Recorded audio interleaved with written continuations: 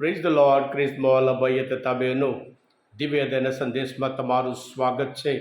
September 30મી તારીખ સાત્રપાઠ સાંભળીએ. લુકનો ગ્રંથ 9મો અધ્યાય 46થી 50મી કલમ સુધી. સાથે સાથે આજે સંત જરોમનો તહેવાર ઉજવીએ છીએ. ખ્રિસ્તમોલ ભાઈએ તથા બહેનો, સંત જરોમનો જન્મ ઇટલી દેશમાં 347માં થયા હતા. પૈસાદાર કુટુંબના હતા, પણ જ્ઞાન માટે તલસતા હતા.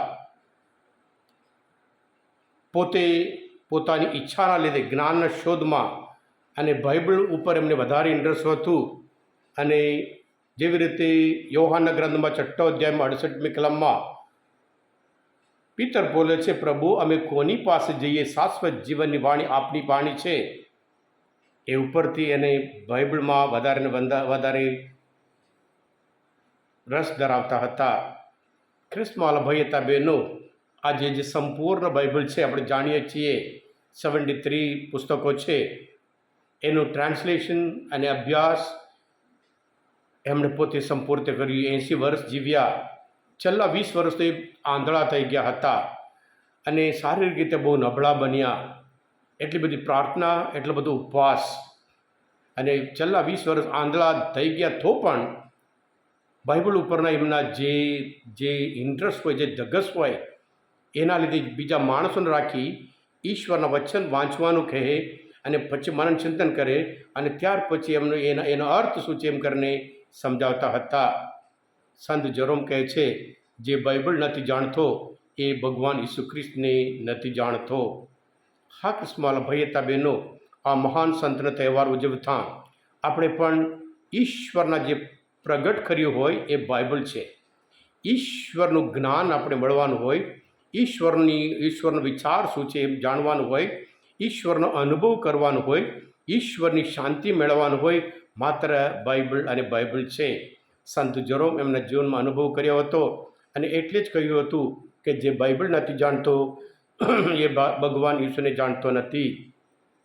આપણા જીવનમાં દરરોજ પ્રભુ માટે સમય આપીએ, બાઇબલ વાંચવા માટે સમય આપીએ. જ્યારે બાઇબલ વાંચવામાં પ્રભુ આપણી સાથે રહે છે.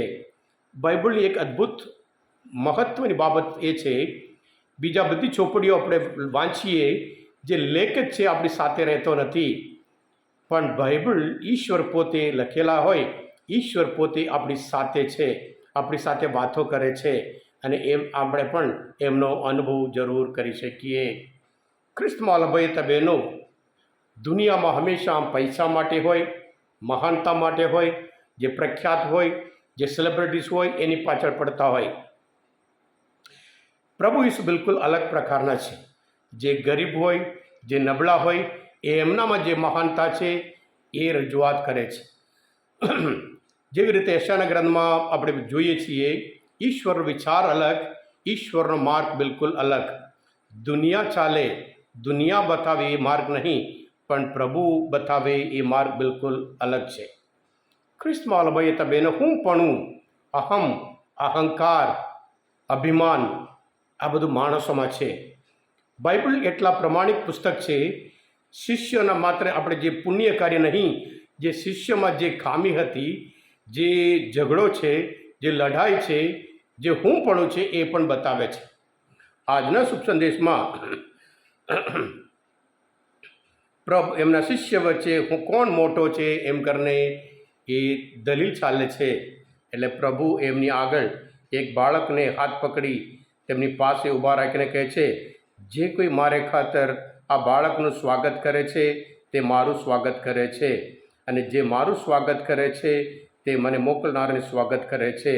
સાથે સાથે તમારામાં જે સૌથી નાનો છે તે સૌથી મોટો છે એમ કરીને એક અદ્ભુત પાઠ શીખવાડે છે. હા ખ્રિસ્તમોલ ભાઈ હતા બહેનો, નમ્ર પરમ સુખી છે બાઇબલ આપણને કહે છે. પ્રભુ ઈસુ પોતે નમ્ર બન્યા, હું રાંગ અને નમ્ર છું.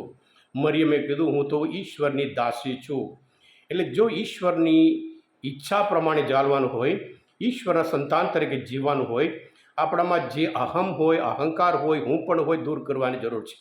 હું પણ અહમ, અહંકાર, અભિમાની આપણા જીવનમાં આનંદ આપી શકે નહીં, સંતોષ આપી શકે નહીં, અશાંતિ આપશે.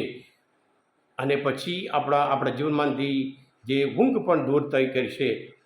પણ જે નમ્ર છે એ મહાન છે એમ કરીને પ્રભુ આ શુદ્ધ બાઇબલ દ્વારા આપણને શીખવાડે છે. સાથે સાથે પિતર એમના પત્રમ 5મો અધ્યાયમાં કે અભિમાનીઓથી ઈશ્વર વિમુખ થઈ જાય છે. એટલે આપણે પણ આપણા જીવનમાં, એટલે જેટલું દુનિયા તો હંમેશા અહમ બતાવે, કોણ મોટો છે એમ, પણ પ્રભુ એક નાનો બાળક જે નબળો છે એના બતાવીને એ દાખલો બચ્યા છે. બાળકો કોઈ દિવસ બીજાથી અલગ થવા માગતા નહીં. જે લોકોના અહમ છે, હું પણ છે, હું અલગ છું, હું વિશેષ છું એમ કરીને બતાવે છે. બાળક હંમેશા બીજાની સાથે એક થઈ જાય છે. એટલે આજના શાસ્ત્ર પાઠ મનચિંતન કરતાં આપણે પણ પ્રભુના અનુકરણ કરીને નમ્ર બનીએ, મહાન બનીએ. ખાસ મારા ભાઈ હતા બહેનો, આજના શુભ સંદેશ શાસ્ત્ર પાઠ સમજવા માટે, પ્રભુ ઈશ્વરને ઓળખવા માટે મદદરૂપ થયા હોય. દિવ્ય અને સંદેશ તમે પોતે સબસ્ક્રાઈબ કરજો અને બીજા માટે પણ ફોરવર્ડ કરજો, કારણ તમે બધા આશીર્વાદિત છો, અભિષિક્ત છો. પ્રભુ ઈસુ, હું તમારામાં વિશ્વાસ રાખું છું. બોલો દિવ્ય દયાનો જય.